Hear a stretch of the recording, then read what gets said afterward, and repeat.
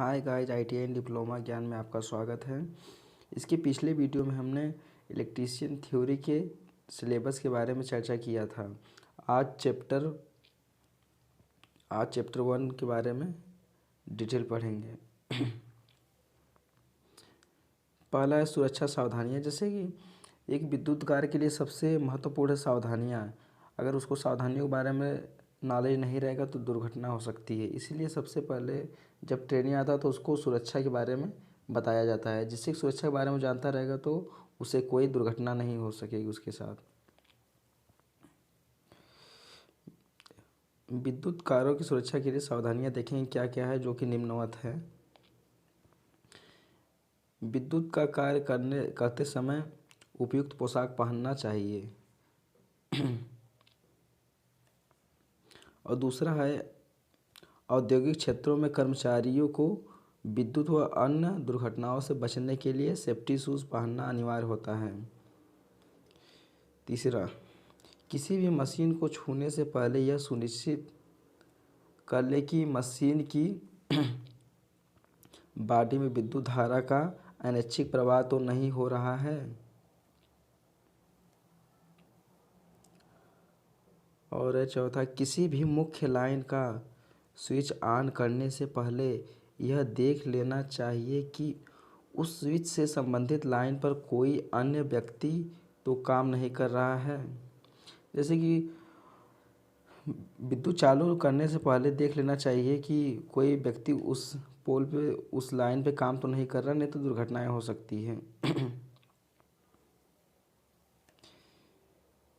किसी भी मशीन या उपकरण को विद्युत स्रोत से संयोजित करने से पहले यह चेक करना आवश्यक होता है कि वह उपकरण पूर्णतः ठीक है और सप्लाई देने योग्य है या नहीं, तथा उसके धात्विक भाग अर्थ है या नहीं। किसी भी मशीन को चालू करने से पहले उसका देख लेना चाहिए कि वह उसकी बॉडी में अर्थिंग हुआ है कि नहीं। विद्युत वायरिंग या मरम्मत करते समय मशीनों या उपकरणों के धात्विक खोल को आवश्यक रूप से अर्थ करना चाहिए।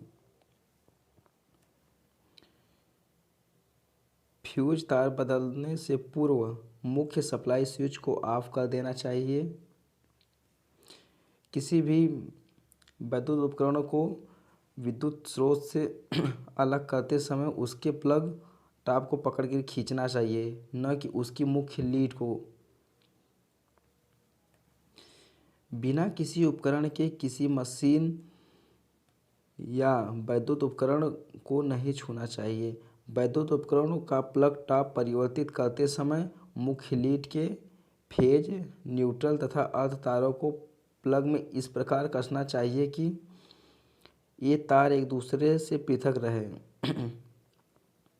11 नंबर पे है, किसी पोल या टावर पर कार्य करते समय सुरक्षा पेटी का प्रयोग करना चाहिए। सीढ़ी पर चढ़कर कार्य करते समय सीढ़ी को पकड़ने के लिए एक सहायक अवश्य रखना चाहिए।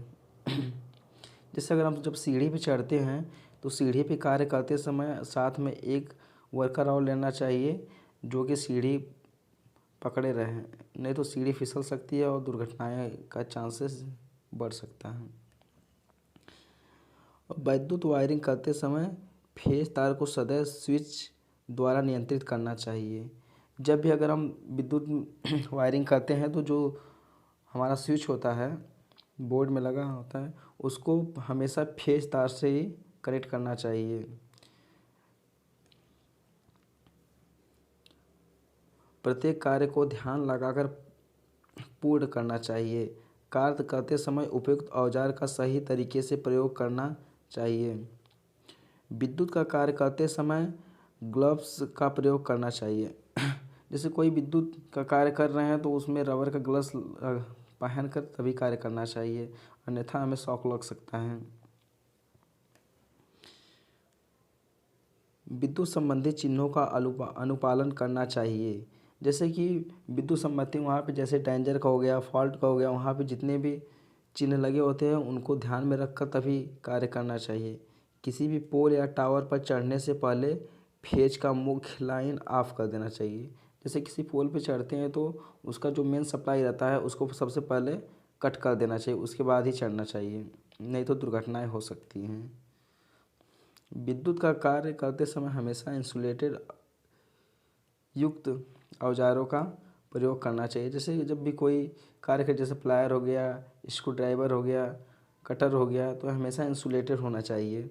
इंसुलेटेड नहीं रहेंगे तो हमें शॉक लग सकता है। किसी भी चलते पार्ट के साथ यदि खड़े होकर कार्य करना हो तो उस चलते पार्ट पर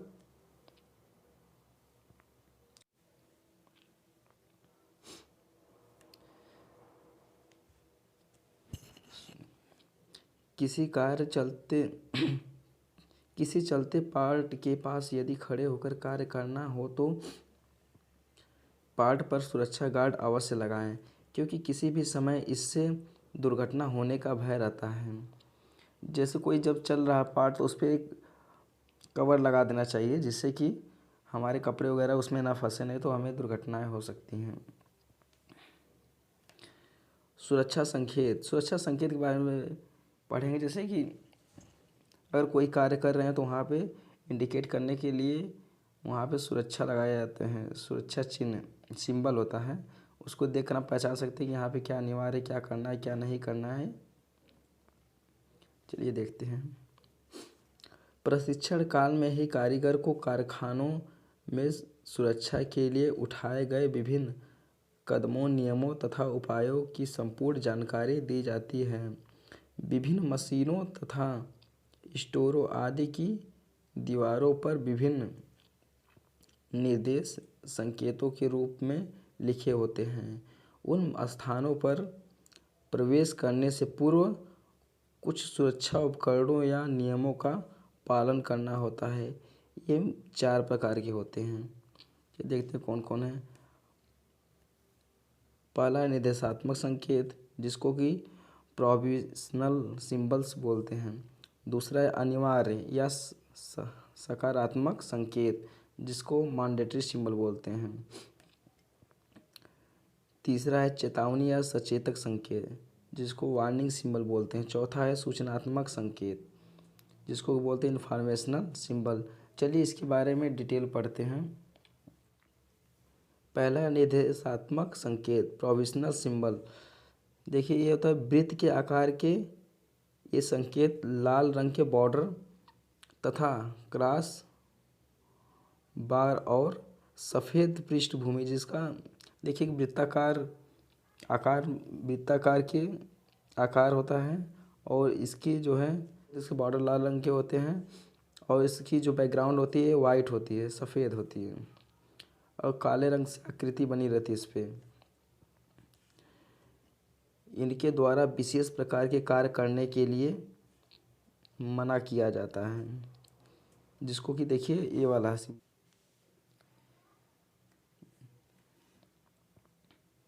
देखिए हमारा निषेधात्मक संकेत है, जिसका बैकग्राउंड लाल है, इस पर क्रॉस भी लाल है और इसमें जो सिंबल बना है ब्लैक का है और जिसके पीछे का बैकग्राउंड है ये वाइट है। इसका प्रयोग किसी कार्य को मना करने के लिए किया जाता है।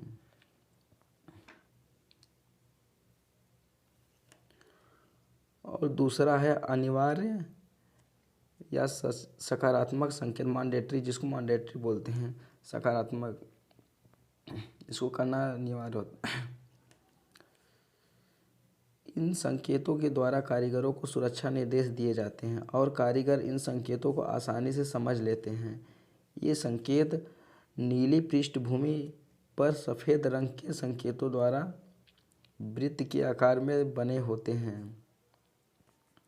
ये जो अनिवार्य संकेत होते हैं इनकी बैकग्राउंड जो होता है ये वृत्ताकार आकार में बने होते हैं, जिनका बैकग्राउंड नीला होता है और ये जो सिंबल बने होते हैं ये सफ़ेद बने होते हैं।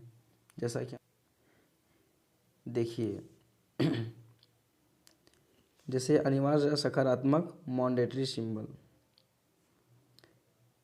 वियर हेड प्रोटेक्शन, ये हेलमेट है जो कि हमारे सिर के लिए सुरक्षा प्रदान करता है, इसको लगाना अनिवार्य होता है।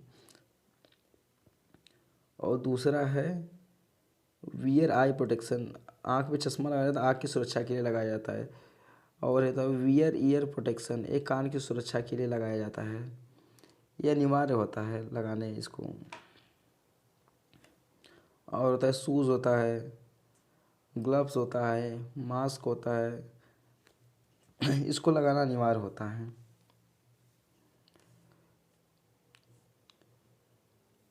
और सेफ्टी बेल्ट लगाया जाता है। यहाँ पे जैसे कोई कटर मशीन है तो उसको सेफ्टी गार्ड लगाया जाता है। और हाथ धोने के लिए अनिवार्य किया जाता है।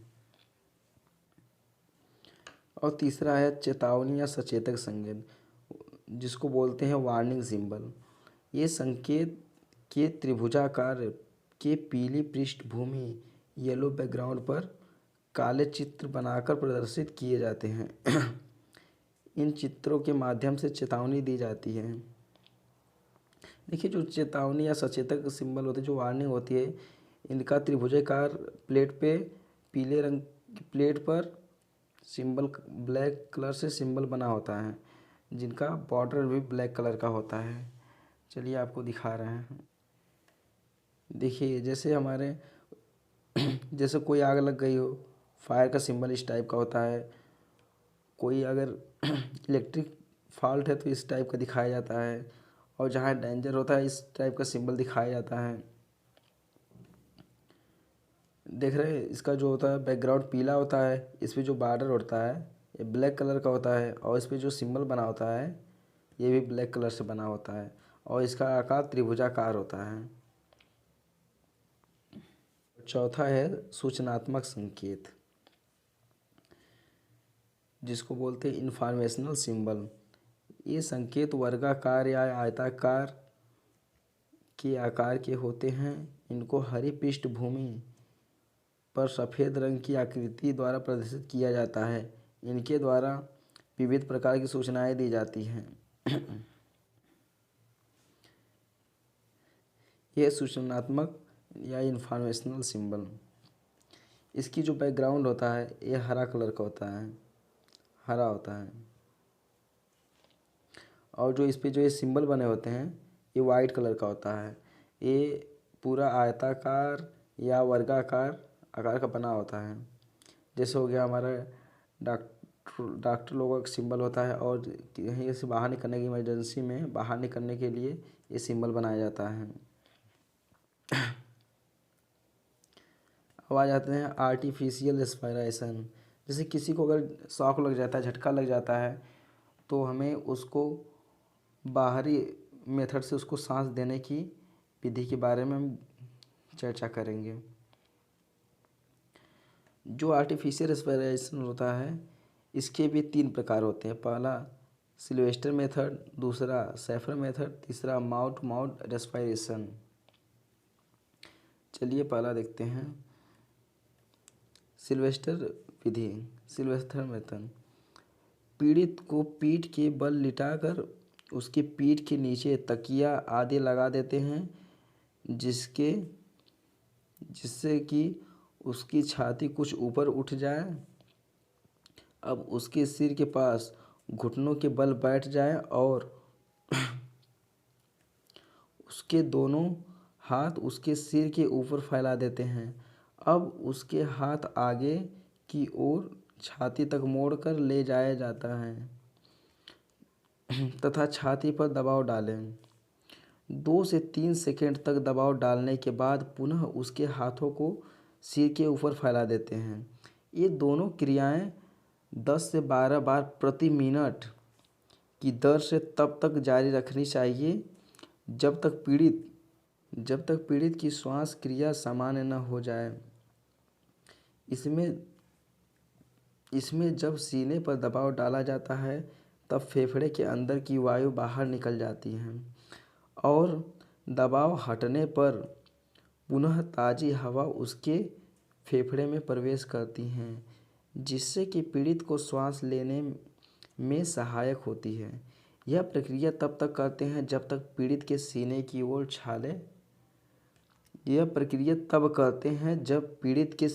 ओर छाले पड़े जाते हैं। जैसे किसी को अगर शॉक लग जाता है तो उसके सीने पर अगर छाला पड़ जाता है तो इस प्रकार उसको सिल्वेस्टर मेथड से सांस दी जाती है। देखिए सिल्वेस्टर मेथड है, एक व्यक्ति जो पीड़ित व्यक्ति होता है उसको ऐसे लिटा दिया जाता है और दूसरा व्यक्ति ऐसे अपने घुटनों के बल बैठ जाता है और इसका दोनों हाथ मोड़ लेता है। दोनों हाथ मोड़ने के बाद इसको पुशअप करता है। चलिए दूसरा सैफर विधि में सैफर मेथड, जब पीड़ित के पीठ पर छाले पड़ जाए तब इस विधि का प्रयोग करना चाहिए। इसमें पीड़ित को पेट के बल लिटाया जाता है और उसके लिए उसके सिर एक करवट कर देते हैं तथा सीने के नीचे पतले तकिया रख देते हैं।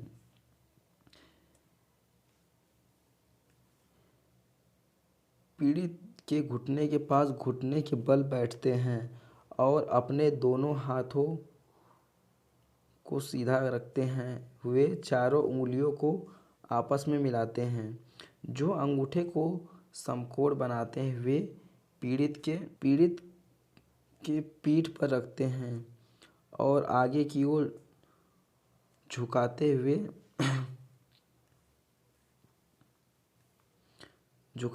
पीड़ित के पीठ पर दबाव डालते हैं जो 2 से 3 सेकंड का हो और फिर दोनों हाथों को सीधा कर लेते हैं। यह प्रक्रिया 10 से 12 बार प्रति मिनट की दर से दोहराते हैं जब तक कि उसकी श्वास क्रिया सामान्य न हो जाए।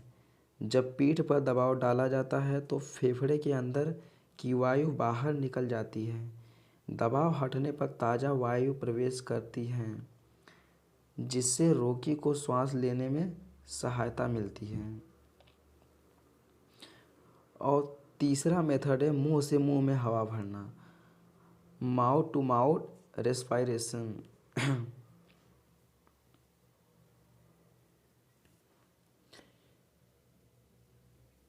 यह विधि अत्यधिक प्रयोग में लाई जाती है। इसमें पीड़ित को पीठ के बल लेटा दिया जाता है और पीठ के नीचे तकिया लगा देते हैं जिससे कि उसका मुंह थोड़ा नीचे की ओर लटक जाए।